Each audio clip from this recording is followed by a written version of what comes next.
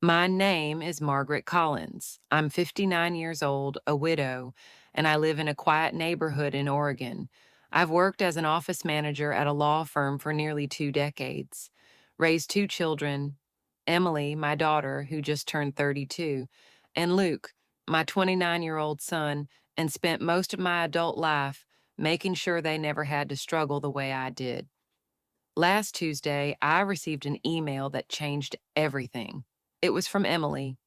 No subject line, just her name sitting in my inbox. I smiled before opening it, thinking maybe it was a quick update or a sweet note before her big day. We had just spoken about her wedding plans a few weeks ago. I had already contributed $30,000 to help her book the venue, secure a photographer, and reserve the florist she loved since college. But when I opened the email, the smile vanished. Mom, the email started. No, dear Mom, just Mom, like a label. Emily explained that she, along with her fiance, Andrew, and his family, had finalized the guest list for the ceremony in Napa Valley. And after much thought, they decided it was best for me to watch the wedding via live stream, not in person. She added that Andrew's mother was particular about the guest count and wanted to keep things intimate. At the end, she included a line that felt like salt in an open wound. If you want to be a part of it, you can watch through the Google Meet link we've created. Should be just like being there, LOL. I stared at that screen for a long time. My coffee grew cold. My hands didn't tremble. I didn't cry. Something inside me quietly shifted, like the ground had cracked open, but I was still standing. I replied with just 4 words. Sure, enjoy your big day. No emotion, no argument, just a quiet withdrawal. And I knew deep down that those 4 words would echo louder than any scream. I didn't want to fight. I didn't want tears. I wanted clarity. I wanted the silence to speak for itself. I closed the laptop, finished my now cold coffee, and got ready for work like it was any other Tuesday. But it wasn't. That was the day I stopped pretending that my sacrifices meant anything to my daughter. That was the day everything began to change. The drive to the office that morning was quiet.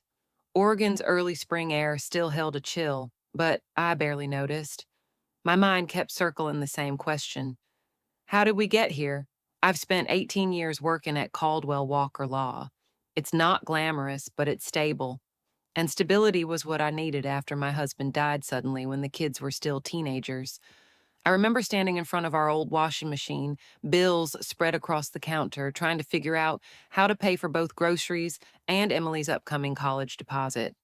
Back then, I didn't think twice about giving up my weekends. I took extra shifts, canceled vacations, skipped birthdays. I told myself, there'll be time for me later. There never was. Every penny I saved went to Emily and Luke. When Emily changed majors twice and needed more credits, I paid. When she moved across the country for a short-lived job in New York, I covered her deposit and plane ticket. When she cried through her second breakup at 27, I flew out, held her hand, and made her tea in a kitchen that didn't feel like home. When Luke wanted to buy a house with his fiancée, I co-signed the mortgage and wrote the first $10,000 check without hesitation. I never kept score. That's what mothers do, right? But that email made me feel like a transaction, like I had been useful and now I wasn't. Like I had a shelf life and it had expired. Back at the office, my boss Robert stopped by my desk. He's one of those rare men who remembers birthdays and how you take your coffee. He noticed something was off right away.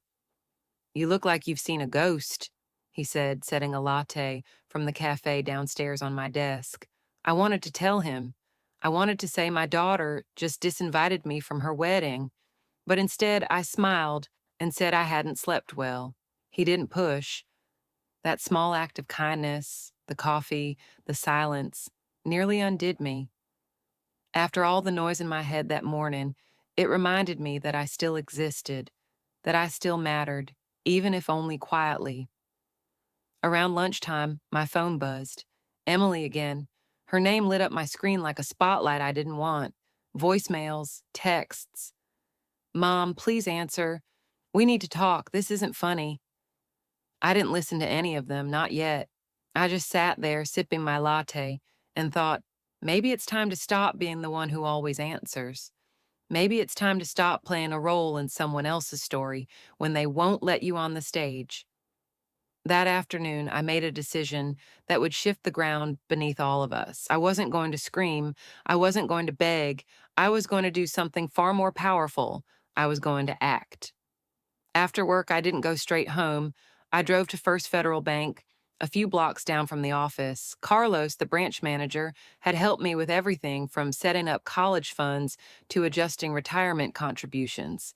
He always greeted me by name. Mrs. Collins, he smiled, standing to shake my hand. What can I do for you today?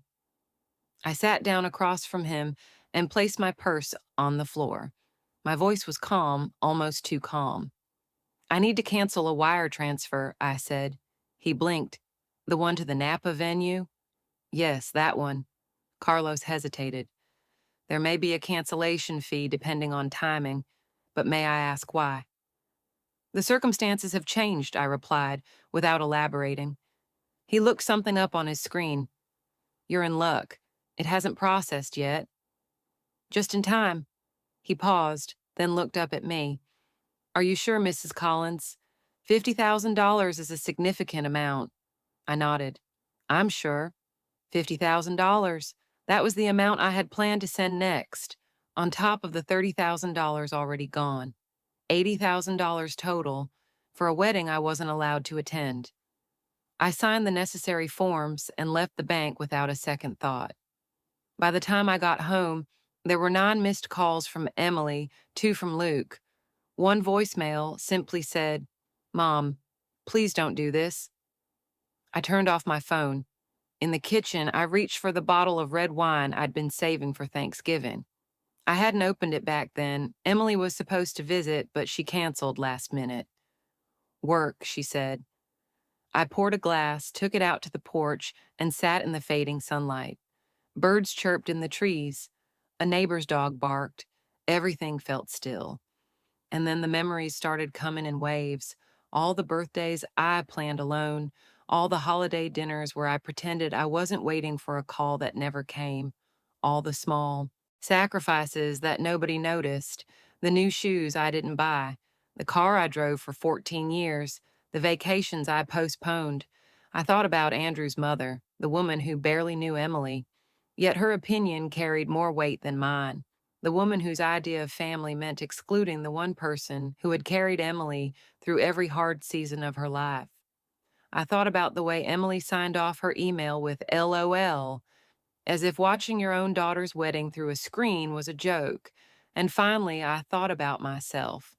Not as a mother, not as a widow, but as a woman. What did I want? Peace, dignity.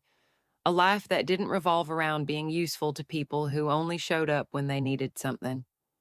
That night, around 9 p.m., the doorbell rang.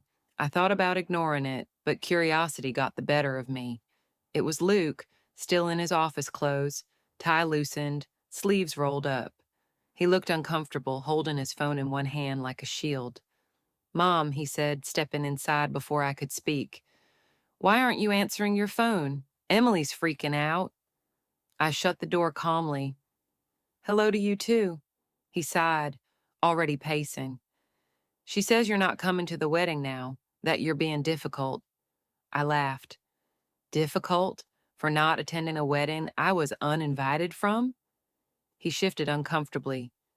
Andrew's parents are footing most of the bill, Mom. You know how traditional they are. I raised an eyebrow. Traditional? I already paid $30,000. I was about to give $50,000 more. That's not tradition. That's a beat. He froze. Wait, you were sending another 50? Was, I said, sipping my wine. But not anymore. Luke's face went pale.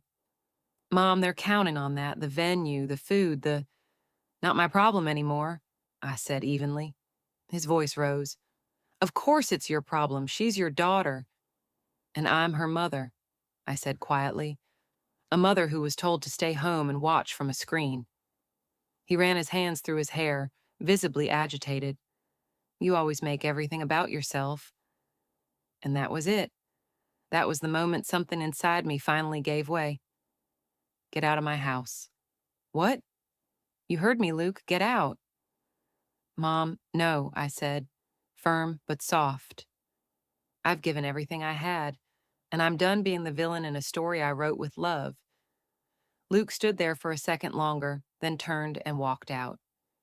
The door clicked behind him quietly, but it felt louder than any slam. I stood in the middle of my living room, heart pounding, and realized something startling. I didn't feel guilty, I felt free.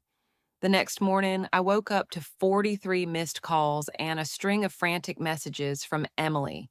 They started with passive-aggressive guilt. Mom, we need to talk. Why are you doing this? This is childish. Then the tone shifted. The venue just called. The payment didn't go through. We're going to lose everything if we don't pay by tomorrow. Andrew's parents are furious. They said this proves they were right about you. At 3:24 a.m., she sent, I don't understand why you're doing this to me. I smiled into my coffee. Of course she didn't understand. Emily had grown up with my sacrifices woven so tightly into her life that she never stopped to question where the comfort came from, the security, the stability. She just assumed it would always be there, that I would always be there, but not this time. Later that morning, while I was reviewing contracts at my desk, an email popped up in my personal inbox. The subject line read, Please don't ruin my wedding. I opened it without expectation. Mom, she wrote, I know you're upset about the live stream situation, but this is extreme. We've lost the venue deposit, and if we don't pay the remaining balance by end of day Paris time, the caterer walks. Andrew's parents are beyond upset. They're saying this proves you can't be reasoned with.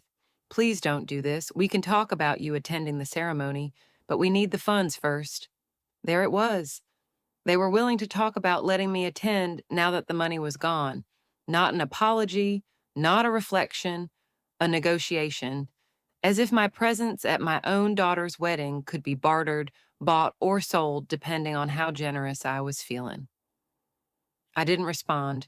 I closed the email and turned back to my work. Around noon, Robert stopped by my desk. Lunch, he offered. That new Italian place just opened.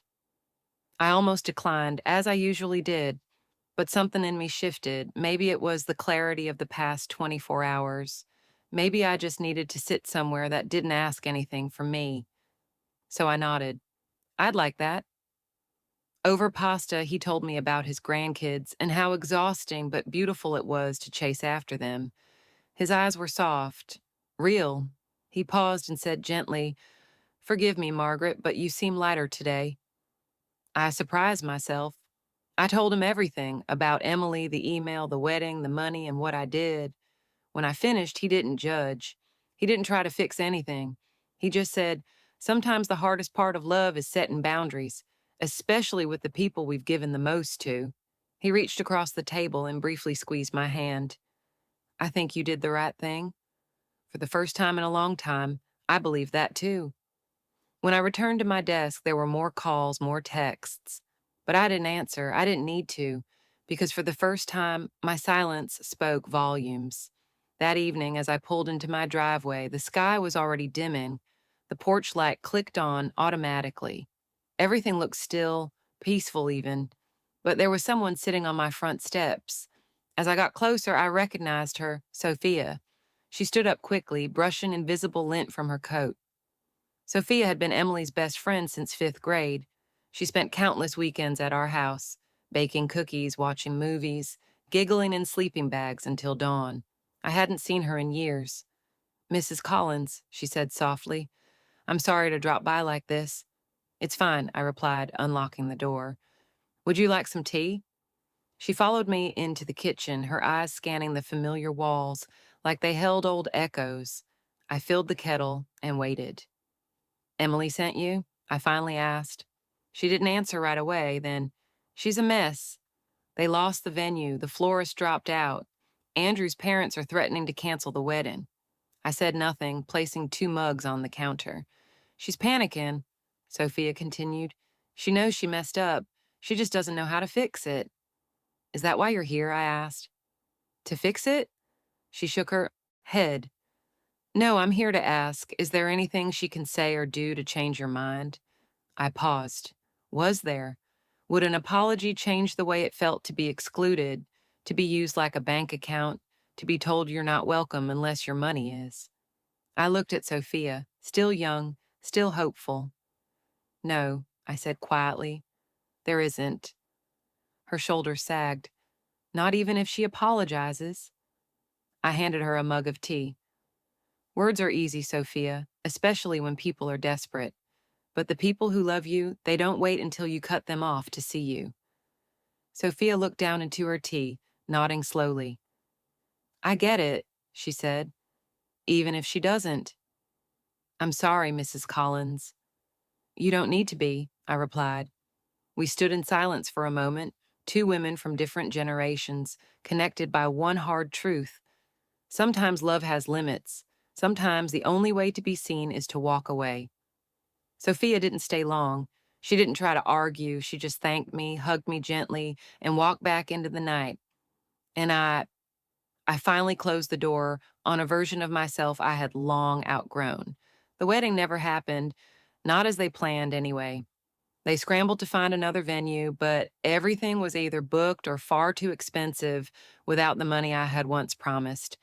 According to Luke, they ended up doing a small backyard ceremony weeks later, just a few relatives and Andrew's parents. I wasn't invited. And this time, I didn't need to be. In the weeks that followed, Emily sent one more email, a long one, emotional, half apology, half justification. I read it once, then archived it. I wasn't angry anymore, just done. There's a strange peace that comes with letting go, not in rage, but in clarity. For the first time in decades, I woke up not wondering who needed something from me, not bracing for another guilt trip disguised as love. I made a new rule for myself. If my presence is negotiable, then so is my effort. I go to work. I read novels. I joined a pottery class. I have dinner with friends who see me, not what I can give them. And I've learned something I wish I'd known sooner. You don't have to burn yourself to keep others warm. If this story resonated with you, share it, comment below, and don't forget to like and subscribe. Sometimes the strongest kind of love is the one you finally give to yourself.